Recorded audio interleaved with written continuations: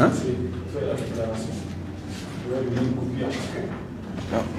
On va éteindre nos portables. Tu vas. Faut passer à côté ici.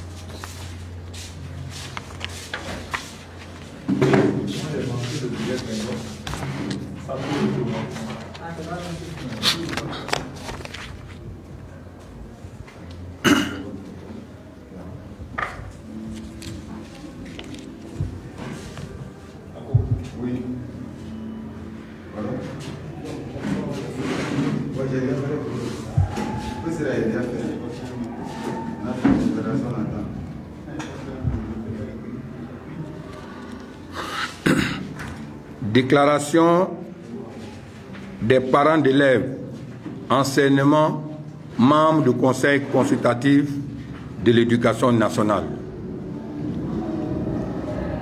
Les faits. Dans une déclaration en date du 3 août 2021, nous avions exprimé, en notre qualité d'anciens membres du Conseil consultatif de l'éducation nationale, CCN, des vives préoccupations relativement à certaines mesures annoncées par la ministre de l'Éducation nationale et de l'alphabétisation dès sa prise de fonction.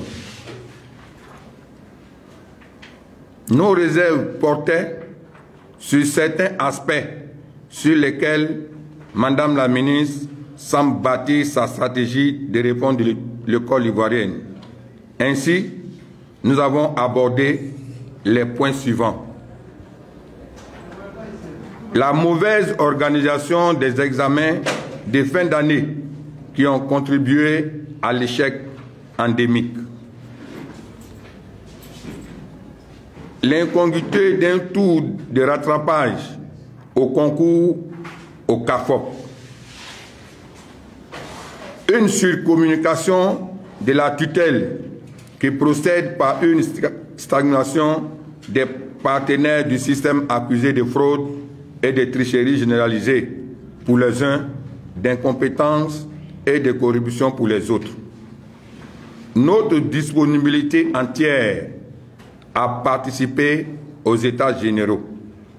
Par ailleurs, nous avons donc accueilli avec bonheur le lancement des États généraux de l'éducation nationale.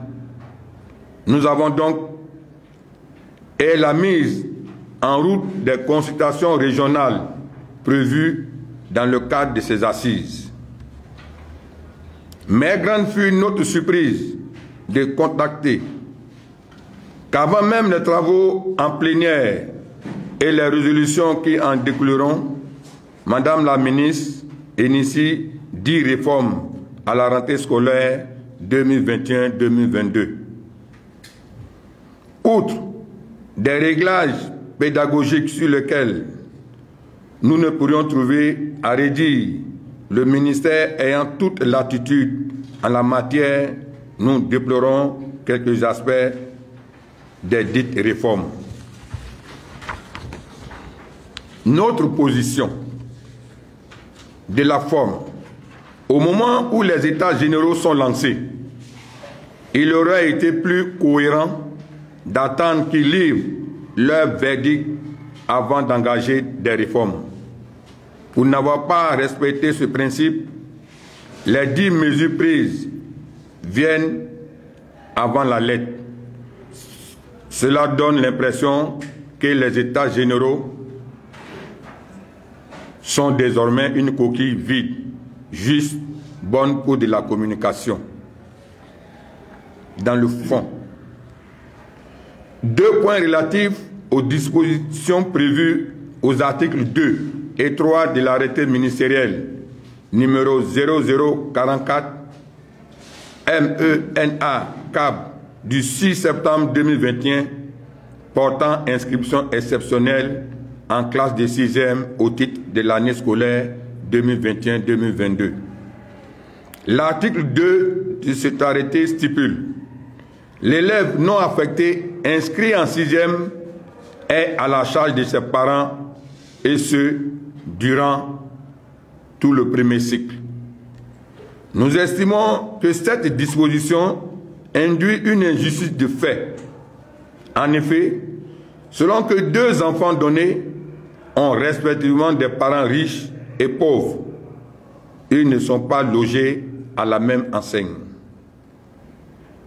Un deuxième niveau d'injustice se rapporte à la situation des élèves des zones rurales qui doivent se rendre à la capitale régionale pour avoir accès à un établissement privé.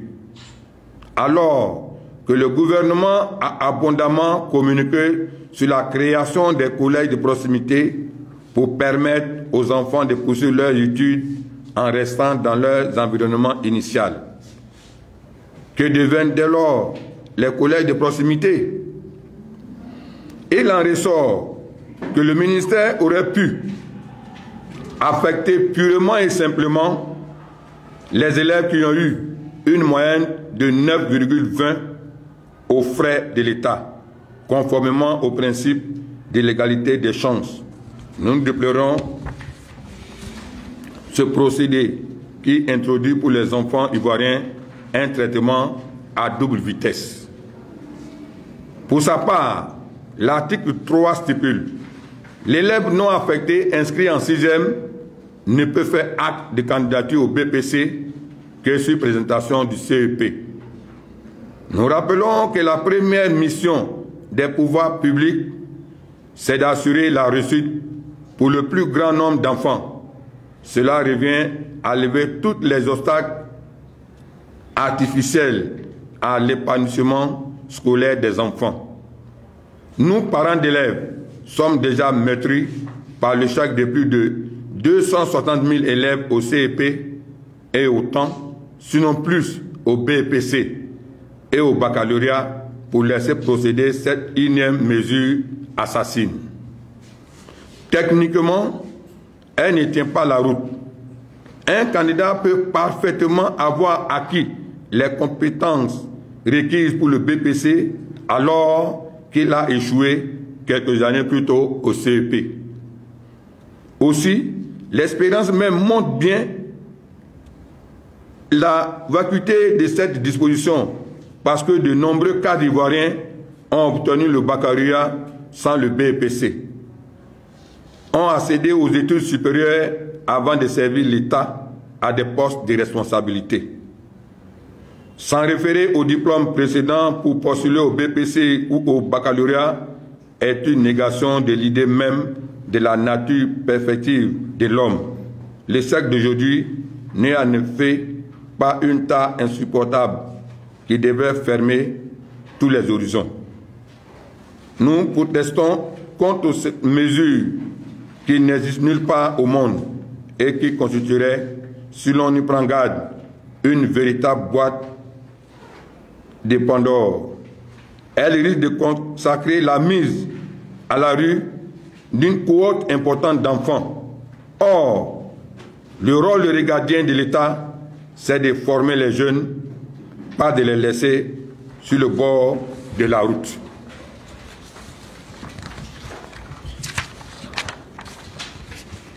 En définitive, nous réitérons notre ferme volonté de participer aux États généraux et espérons qu'ils ne seront pas sabotés par des décisions prises à la sauvette.